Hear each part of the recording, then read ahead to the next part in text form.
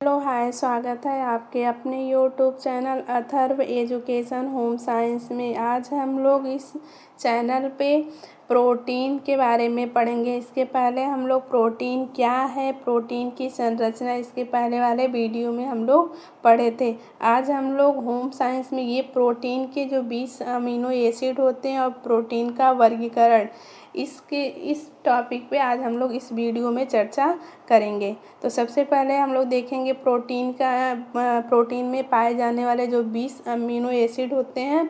उसके बाद हम लोग प्रोटीन का वर्गीकरण देखेंगे, ठीक है।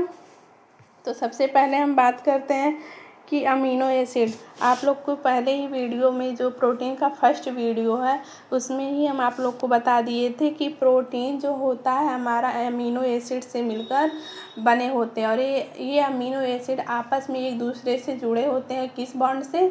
पेप्टाइड बॉन्ड से, यानी पॉलीपेप्टाइड बॉन्ड से जुड़े होते हैं। तो आज हम उसी अमीनो एसिड के बारे में पढ़ेंगे। तो मुख्य रूप से प्रोटीन में 20 अमीनो एसिड पाए जाते हैं। इस 20 अमीनो एसिड को दो भागों में बांटा गया है। कितने भागों में? दो भागों में। पहला है आपका आवश्यक अमीनो एसिड और दूसरा है आपका अनावश्यक अमीनो एसिड, ठीक है। यहाँ तक समझ में आया? अब हम बात करते हैं आवश्यक अमीनो एसिड का। आवश्यक अमीनो एसिड ये 10 होते हैं, 10 आवश्यक और 10 अनावश्यक। तो आवश्यक अमीनो एसिड जो होते हैं 10 होते हैं, जिन्हें शरीर खुद नहीं बना सकता।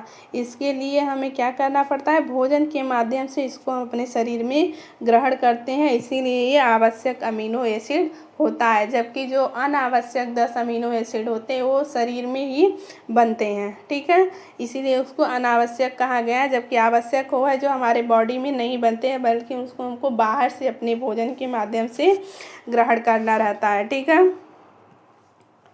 यहाँ देखिए आप लोग, ये आपके 10 आवश्यक अमीनो एसिड जो हैं, यहाँ पे आप लोग पहला है आपका हिस्टिडीन, दूसरा है आइसोल्यूसिन, तीसरा है ल्यूसिन, चौथा है आपका लाइसिन, पांचवा है फिनाइल एलानिन, और आपका नेक्स्ट है वैलिन, और नेक्स्ट है आर्जिनिन, ट्रिप्टोफैन, थ्रियोनिन और मिथियोनिन। ये आपके 10 आपके आवश्यक अमीनो एसिड है, ठीक है। 3, 4, 5, 6, 7, 8, 9, 10, ये हो गया ना। अब इसे आप लोग याद कर सकती हैं। ये आप लोग के लिए बहुत ही कठिन है कि ये 10 आवश्यक अमीनो एसिड कैसे इसको हम लोग रन करें। तो इसका एक ट्रिक है, हिल पवट्टम। क्या है? हिल पवट्टम। एच से हिस्टिडीन, आई से आइसोल्यूसिन, एल से ल्यूसिन, एल से लाइसिन, पी से फिनाइलिन एलानिन, वी से वैलिन, ए से आर्जिनिन, टी से ट्रिप्टोफैन, थी से थ्रियोनिन और एम से मिथियोनिन। इस ट्रिक के माध्यम से इस आवश्यक अमीनो एसिड को आप लोग याद कर सकते हैं, ठीक है। नेक्स्ट है आपका अनावश्यक। नेक्स्ट है जो आपका वो है अनावश्यक अमीनो एसिड। तो आवश्यक अमीनो एसिड समझ में आ गया ना। पूछा जाता है कि आवश्यक अमीनो एसिड होता है शरीर द्वारा स्वयं उत्पादित होता है। ऑप्शन में रहेगा कि भोजन के माध्यम से ग्रहण करना रहता है, कि उपरोक्त दोनों में से, कि इनमें से कोई नहीं। तो जब भी पूछा जाएगा कि आवश्यक अमीनो एसिड होते हैं तो उस पर ऑप्शन में हमेशा टिक लगाएंगे कि वो बाहर से हमको अपने शरीर में ग्रहण करना पड़ता है, उसे हम आवश्यक अमीनो एसिड कहते हैं। अब हम बात करते हैं अनावश्यक अमीनो एसिड। ये 10, इसकी भी संख्या 10 ही होती है। शरीर में ये अपने आप बनते रहते हैं, यानी जो ये 10 अनावश्यक अमीनो एसिड होते हैं ये हमारे शरीर में स्वयं अपने आप बनते रहते हैं। इसके भी ट्रिक हैं जिसे आप लोग याद कर सकती हैं। Pasta 3GC। क्या है? Pasta 3GC। जैसे पी से प्रोलिन, ए से एलानिन, ए से एस्परजीन, एस से सिस्टीन, टी से टायरोसिन, ए से एस्पार्टेट और 3G से हो गया ग्लूटामेट, ग्लूटामाइन, ग्लाइसिन और सी से हो गया आपका सेरीनी। तो ये 10 ऐसे अमीनो एसिड होते हैं अनावश्यक जो हमारे शरीर में स्वयं अपना बनते रहते हैं, ठीक है। यहाँ तक समझ में आ गया। यहाँ एक नोट्स दिया गया है, इसे आप लोग याद कर लीजिए। जो हिस्टडीन और आर्जिनिन का जो है आपके आवश्यक अमीनो एसिड में, जो ये दो अमीनो एसिड जो होते हैं उसको अर्ध आवश्यक माना जाता है, ठीक है, क्योंकि ये नवजात शिशु के लिए बहुत ही ज़रूरी है, लेकिन वयस्क के लिए ज़रूरी नहीं है। क्वेश्चन में पूछा जाता है कि एक शिशु के वृद्धि और विकास के लिए कौन सा अमीनो एसिड आवश्यक होता है, तो ऑप्शन में ये दोनों दिया रहता है, तो ज़्यादातर आयोग आर्जिनिन को ही मानता है, ठीक है। तो आर्जिनिन ही आप लोग आंसर करेंगी। यहाँ तक समझ में आया?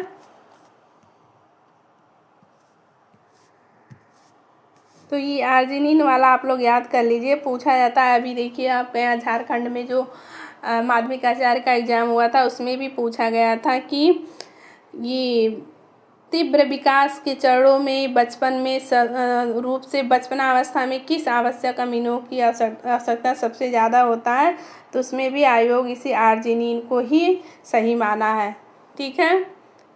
और हिस्टाडीन भी होता है, कहीं कहीं हिस्टाडीन भी नवजात शिशु के लिए आवश्यक होता है, लेकिन उस एग्ज़ाम में आर्जिनिन को ही माना गया है, ठीक है। तो आप अगर ये दोनों दिया रहेगा तो आप आर्जिनिन पे टिक लगाएंगी, यदि ये इसमें से कोई दिया रहेगा तो जो रहेगा उसी को आप लोग टिक लगाएंगी, ठीक है। नेक्स्ट है आपका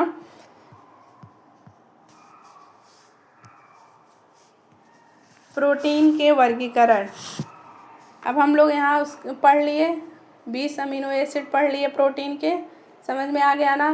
प्रोटीन का निर्माण अमीनो एसिड से, कई अमीनो एसिड से मिलकर बनते हैं, जिसमें से जो एक दूसरे से जुड़े होते हैं पेप्टाइड बॉन्ड के द्वारा, और ये अमीनो एसिड प्रोटीन में लगभग 20 अमीनो एसिड पाए जाते हैं। 10 आवश्यक होते हैं और 10 अनावश्यक होते हैं, यानी 10 हमको हमारे शरीर में खुद बनते हैं और 10 ऐसे अमीनो एसिड हैं जो शरीर द्वारा नहीं उत्पादित होते हैं, बल्कि हमको बाहर से भोजन के माध्यम से ग्रहण करने होते हैं, ठीक है।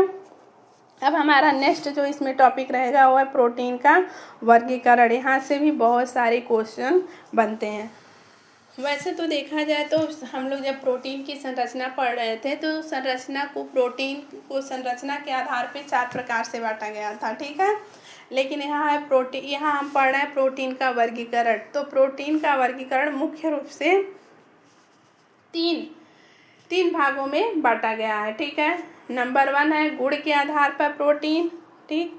नंबर 2 है आपका स्रोतों के आधार पर प्रोटीन, और इसके नीचे नंबर 3 है आपका रासायनिक संरचना के आधार पर प्रोटीन। ये आपके मुख्य 3 प्रोटीन होते हैं, 3 प्रकार के प्रोटीन होते हैं।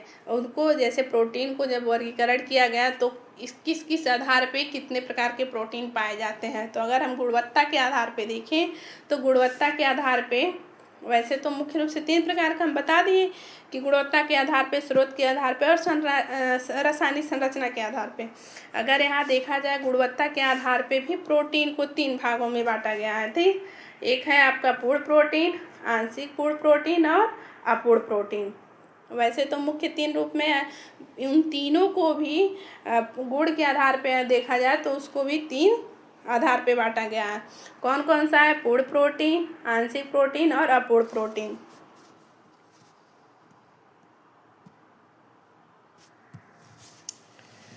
अब हम बात करते हैं पूर्ण प्रोटीन क्या होता है।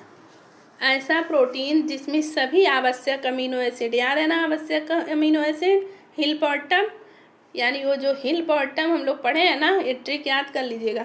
उसी हिल बॉटम यानी जो 10 आवश्यक अमीनो होते हैं, यानी सभी आवश्यक अमीनो एसिड जिस प्रोटीन में पाए जाते हैं उसे हम पूर्ण प्रोटीन कहते हैं। और ये किस में पाए जाते हैं, इसके उदाहरण में आप देख लीजिए, दूध, अंडा, मांस, मछली और सोयाबीन।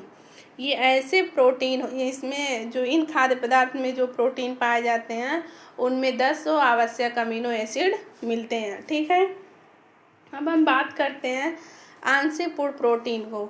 इनमें कुछ अमीनो एसिड की कमी होती है, इसीलिए इनको आंशिक प्रोटीन कहा गया। अभी हम इसका विस्तृत नीचे अध्ययन करेंगे, ठीक है।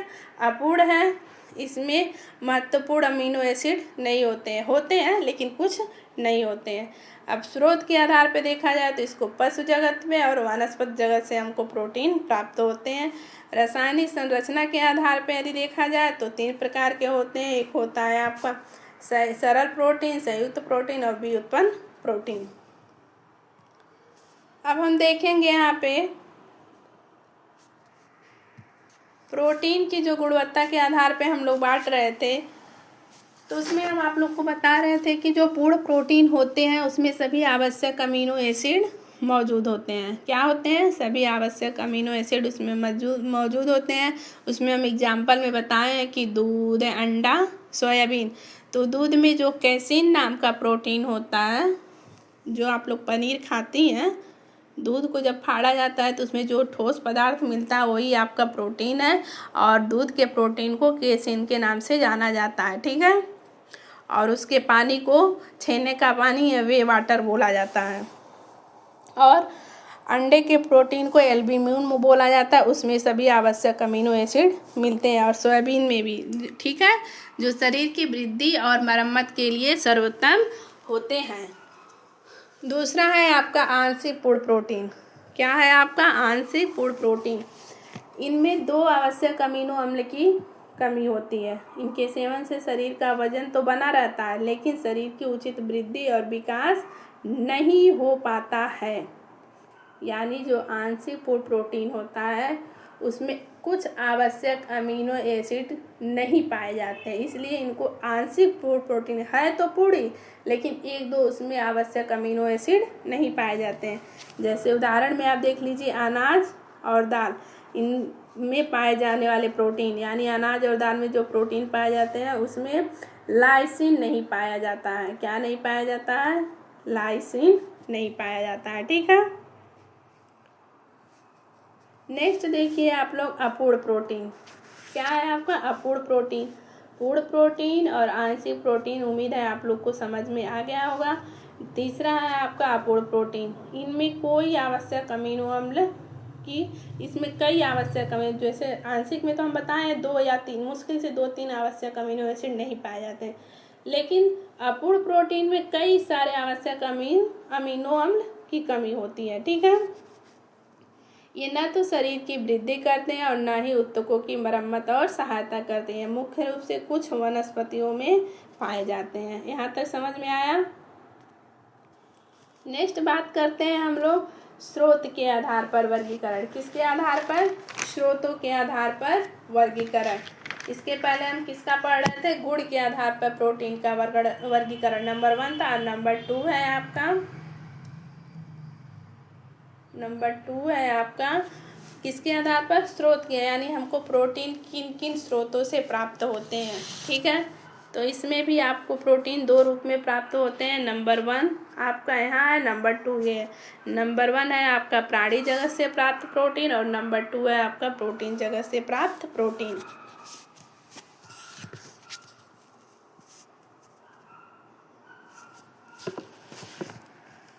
अगर हम बात करें प्राणी जगत की प्रोटीन से, तो प्राणी जगत के प्रोटीन जो होते हैं हमको वो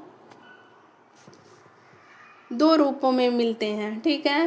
प्राणी जगत के प्रोटीन और वनस्पति जगत के प्रोटीन। जो प्राणी जगत के प्रोटीन होते हैं उनको हम क्लास 1 का प्रोटीन भी कहते हैं, यानी उसको हम प्रथम श्रेणी में रखते हैं। ठीक है। ये दूध, मांस, मछली और अंडे से मिलते हैं। किससे मिलते हैं? दूध, मांस, मछली और अंडे से प्राप्त जो प्रोटीन होते हैं उसको क्लास 1 का प्रोटीन कहा जाता है। इनमें सभी आवश्यक अमीनो अम्ल सही अनुपात में होते हैं। शरीर इनका पूर्ण अवशोषण कर पाता है, प्राणी जगत के प्रोटीन जो होते हैं। जबकि बात करें हम दूसरा वनस्पति जगत के प्रोटीन का, तो इन्हें क्लास 2 का प्रोटीन कहा जाता है। क्यों? क्योंकि इसमें कुछ आवश्यक अमीनो एसिड नहीं पाए जाते हैं। ये जैसे दाल, अनाज, सूखे मेवे तथा सोयाबीन से प्राप्त जो प्रोटीन होते हैं उनको हम क्या कहते हैं? वनस्पति जगत का प्रोटीन कहते हैं, और क्लास 2 का प्रोटीन भी कहते हैं। ठीक है। नेक्स्ट है आपका कि नोट्स के अनुसार यदि बात किया जाए तो वनस्पतिक प्रोटीन का शरीर केवल 65% तक ही अवशोषण कर पाता है। यानी जो वनस्पति जगत से हमको प्रोटीन मिलते हैं उनका हमारा शरीर पूरा अवशोषण नहीं कर पाता, वह केवल 65% ही अवशोषण हो पाता है। जबकि प्राणी जगत क्लास 1 का प्रोटीन जो होता है वो पूर्ण रूप से अवशोषण हो जाता है। ठीक है। और ये क्यों नहीं होता है, क्योंकि इनमें कुछ अमीनो अम्ल की कमी हो सकती है, ठीक है। और अगर बात किया जाए स्वास्थ्य के लिए आहार में पूर्ण प्रोटीन जैसे दूध या अंडा, वनस्पति प्रोटीन के सही मिश्रण का होना भी आवश्यक होता है, ठीक है। अब हम बात करते हैं तीसरा, यानी जो हमने फर्स्ट में प्रोटीन का वर्गीकरण हम पढ़ रहे थे, तो गुण के आधार पे पढ़ लिए और स्रोत के आधार पे। गुण के आधार पे 3 पढ़े हैं, पूर्ण प्रोटीन, आंशिक प्रोटीन और अपूर्ण प्रोटीन।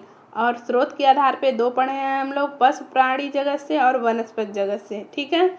अब हम बात करते हैं रासायनिक गुणों के आधार पर प्रोटीन की संरचना। तो रासायनिक गुणों के आधार पे प्रोटीन को 3 भागों में या 3 श्रेणियों में बांटा गया है। भाग तो वही कहेंगे ना, प्रोटीन के वर्गीकरण जो है उसको हम भाग कहेंगे। जो 3 है, गुण के आधार पर, स्रोत के आधार पर और रासायनिक की संरचना के आधार पर। इनके अंतर्गत जो हम कई भाग में देख रहे हैं उसको हम क्या कहते हैं, श्रेणी कहते हैं, ठीक है। अब इसमें जो है हमारा फर्स्ट है सरल प्रोटीन। क्या है हमारा सरल प्रोटीन? सरल प्रोटीन क्या है? ये वो प्रोटीन होते हैं जो जल अपघटन के बाद केवल अमीनो एसिड में ही टूटते हैं, उसको हम सरल प्रोटीन कहते हैं। जैसे उदाहरण के लिए एल्ब्यूमिन, ग्लोब्यूलिन, ग्लूटेलिन्स, प्रोलीमिन्स, हिस्टोन और केराटिन। ये ऐसे प्रोटीन होते हैं जो जल अपघटन के बाद केवल अमीनो एसिड में ही टूटते हैं। अब हम बात करते हैं दूसरा जो है संयुक्त प्रोटीन। संयुक्त प्रोटीन क्या है? जब एक सरल प्रोटीन, ये जो हमारा जब एक सरल प्रोटीन किसी गैर प्रोटीन समूह जिसे प्रोस्थेटिक समूह के साथ जुड़ा होता है तो उसे हम संयुक्त प्रोटीन कहते हैं। इसके कुछ उदाहरण नीचे दिए गए। यानी संयुक्त प्रोटीन वो होते हैं जो कि दो समूह आपस में जब जुटे रहते हैं, एक प्रोटीन रहेगा, एक गैर कोई और समूह ले लीजिए, ठीक है। एक समूह उसका प्रोटीन का ही रहेगा, यानी प्रोटीन का जो हम वो एसिड पढ़े अमीनो एसिड, उसमें का एक कोई रहेगा और एक दूसरा रहेगा जो प्रोटीन नहीं रहेगा। ये दोनों मिलकर जब किसी प्रोटीन का निर्माण करते हैं तो उसे हम संयुक्त प्रोटीन कहते हैं, ठीक है।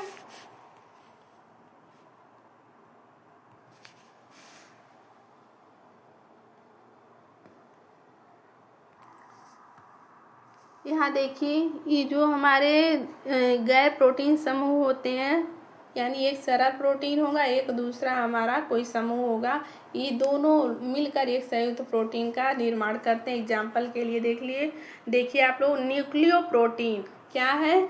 न्यूक्लियो प्रोटीन ये साधारण प्रोटीन, यानी साधारण कोई प्रोटीन है प्लस न्यूक्लिक एसिड जिसे थाइमस ग्रंथि में पाए जाने वाले होते हैं, ये दोनों मिलकर एक प्रोटीन का निर्माण करते हैं। इसको हम कहते हैं न्यूक्लियो प्रोटीन। दूसरा है फास्फोप्रोटीन। इसमें एक प्रोटीन रहेगा, यानी प्रोटीन की मात्रा रहेगी प्लस उसमें फास्फोरस होगा। जैसे दूध का केसिनोजेन और अंडे का बीटलिन, इन दोनों में प्रोटीन जो पाया जाता है, प्रोटीन के साथ फास्फोरस भी होता है, ठीक है। नंबर 3 है हीमोग्लोबिन। इसमें एक साधारण प्रोटीन होता है। हीम आपका क्या है? हीम एक प्रोटीन ही है, ग्लोबिन और हीम आयरन, ठीक है। ग्लोबिन एक प्रोटीन है और हीम आपका आयरन है। जब ये दोनों मिलते हैं तो हीमोग्लोबिन जैसे प्रोटीन का निर्माण करते हैं जो हमारे रक्त में पाए जाते हैं। लेसिथोप्रोटीन वो प्रोटीन होता है, एक साधारण प्रोटीन होता है प्लस उसमें लेसिथिन जो कोशिकाओं और रक्त में उपस्थित होता है। जब ये दोनों आपस में मिलते हैं तो लेसिथोप्रोटीन का निर्माण करते हैं। और लाइपोप्रोटीन, इसमें प्रोटीन प्लस लिपिड, यानी प्रोटीन भी रहेगा उसमें और वसा के कुछ अणु भी रहेंगे। जब ये दोनों आपस में मिलकर कोई काम करते हैं तो इसको लाइपोप्रोटीन कहते हैं। तो ये सारे प्रोटीन आपके किसके एग्जाम्पल हैं? संयुक्त प्रोटीन पूछा जाता है क्वेश्चन में। संयुक्त प्रोटीन के उदाहरण हैं ये, ऑप्शन इसमें से एक दे दिया जाएगा, न्यूक्लियोप्रोटीन, ठीक। और ऑप्शन में कई चीज़ दिए रहेंगे, ठीक है, तो उसमें आपको ट्रिक लगाना रहेगा न्यूक्लियोप्रोटीन, ठीक है। नेक्स्ट है 3 आपका व्युत्पन्न प्रोटीन। सबसे पहले हम लोग क्या पढ़े हैं? सरल प्रोटीन। फिर दूसरा हम लोग क्या पढ़े हैं? संयुक्त प्रोटीन। तीसरा हम लोग क्या पढ़ रहे हैं? व्युत्पन्न प्रोटीन। व्युत्पन्न प्रोटीन क्या होता है? तो ये प्रोटीन जो होता है प्राकृतिक रूप से नहीं पाए जाते हैं, ठीक है, प्राकृतिक रूप से नहीं पाए जाते हैं, बल्कि हमारा शरीर सरल प्रोटीन जो था वह हमारे प्राकृतिक रूप में पाए जाते थे। लेकिन ये भी उत्पन्न प्रोटीन जो होता है वो आपका प्राकृतिक रूप से नहीं पाए जाते हैं, बल्कि उनको ताप, पाचन, रस और जल अपघटन की क्रिया के कारण सरल या संयुक्त प्रोटीन के टूटने से बनते हैं। उसे हम व्युत्पन्न प्रोटीन कहते हैं। व्युत्पन्न प्रोटीन को भी दो भागों में यानी दो श्रेणियों में बांटा गया है। नंबर 1 है प्राथमिक व्युत्पन्न प्रोटीन, नंबर 2 है द्वितीयक व्युत्पन्न प्रोटीन, ठीक है। अब हम बात करते हैं कि प्राथमिक व्युत्पन्न प्रोटीन क्या होता है। प्राथमिक व्युत्पन्न प्रोटीन क्या होता है? तो ये वो प्रोटीन होते हैं जो प्राकृतिक प्रोटीन में भौतिक या रासायनिक कारकों से, जैसे गर्मी, अम्ल, क्षार के हल्के प्रभाव से बनते हैं। इनका मूल स्वरूप बहुत कम या आंशिक रूप से बदलता है। इसके अंतर्गत आने वाले निम्नलिखित 3 प्रोटीन होते हैं। नंबर 1 है प्रोटीन्स। नंबर 1 प्रोटीन्स जो जल में अघुलनशील होते हैं, इसको बोलते हैं फाइब्रिन। और नंबर 2 है मेटा प्रोटीन्स, अम्ल या क्षार की क्रिया से जो बनते हैं उसको बोलते हैं मेटा प्रोटीन्स। यानी ये उत्पन्न हो रहा है जब कोई दो क्रिया या कोई अभिक्रिया होता है, उससे जो उत्पन्न प्रोटीन होता है उसको हम भी उत्पन्न प्रोटीन कहते हैं, ठीक है। जमे हुए प्रोटीन गर्मी या अल्कोहल के प्रभाव से जम जाते हैं, जैसे उबले हुए अंडे, ठीक, ताप के संपर्क में वो जम जाते हैं। उबले हुए अंडे की जो सफ़ेदी होती है वो क्या होती है, वो जमे हुए ही प्रोटीन होते हैं। तो एक व्युत्पन्न उसको उत्पन्न किया गया ताप के द्वारा, ठीक है। तो इसलिए इसको प्रथम श्रेणी का व्युत्पन्न प्रोटीन कहा जाता है। बात करते हैं द्वितीयक व्युत्पन्न प्रोटीन क्या होता है। तो ये प्रोटीन प्राथमिक व्युत्पन्न प्रोटीन की और अधिक अपघटन से बनते हैं। ये ताप, एंजाइम और अम्ल से प्रभावित होकर बनते हैं, ठीक है। इसमें जो होता है ये प्रोटीन आप लोग समझ लीजिए कि प्राथमिक व्युत्पन्न प्रोटीन के अधिक अपघटन, उससे भी जब अधिक अपघटन होता है, जब उसमें ताप, एंजाइम, अम्ल से जब वो प्रभावित होकर बनते हैं, तब ये आपका द्वितीयक व्युत्पन्न प्रोटीन बनता है। इसमें आपका आता है प्रोटियोस, पेप्टोन और पेप्टाइड्स, ठीक है। इसमें आपके द्वितीयक व्युत्पन्न श्रेणी के अंतर्गत आते हैं। अब हम यहाँ कुछ इम्पॉर्टेंट बिंदु जान लीजिए, ये आपके क्वेश्चन में पूछे गए हैं, PY क्वेश्चन है ये, आप लोग इसको याद कर लीजिए क्वेश्चन को, ठीक है। कैसे पूछा जाता है, गरीबों का मांस किसे कहा जाता है? तो उसका आंसर है सोयाबीन। सोयाबीन को ही गरीबों का मांस कहा जाता है। क्यों? क्योंकि इसमें मांस के बराबर या उससे अधिक ही प्रोटीन सोयाबीन में पाया जाता है। सोयाबीन में प्रोटीन की मात्रा कितना होता है? 40%, यानी 40% सोयाबीन में प्रोटीन पाया जाता है। ये भी क्वेश्चन आपका पूछा गया है। समझ में आ रहा है ना? तो ये थे हमारे आज के वीडियो में, हम लोगों ने प्रोटीन के 20 अमीनो एसिड को पढ़े हैं और उसके वर्गीकरण के बारे में पढ़े। उम्मीद है आप लोग को ये वीडियो पसंद आएगा या ये टॉपिक आप लोग को समझ में आया होगा। यदि आप लोग को ये वीडियो अच्छे लगे हो तो उसको लाइक, शेयर और सब्सक्राइब करना ना भूलिए। और इससे ऐसे ही इस टॉपिक से संबंधित और नेक्स्ट वीडियो जानने के लिए इसे आप सब्सक्राइब इस चैनल को ज़रूर करिए, क्योंकि नेक्स्ट वीडियो में हम लोग पढ़ेंगे प्रोटीन के बायोलॉजिकल वैल्यू, ठीक है। इसके नेक्स्ट वीडियो में हम लोग पढ़ेंगे बायोलॉजिकल वैल्यू ऑफ प्रोटीन, ठीक। तो चैनल को लाइक, शेयर और सब्सक्राइब जरूर करिए।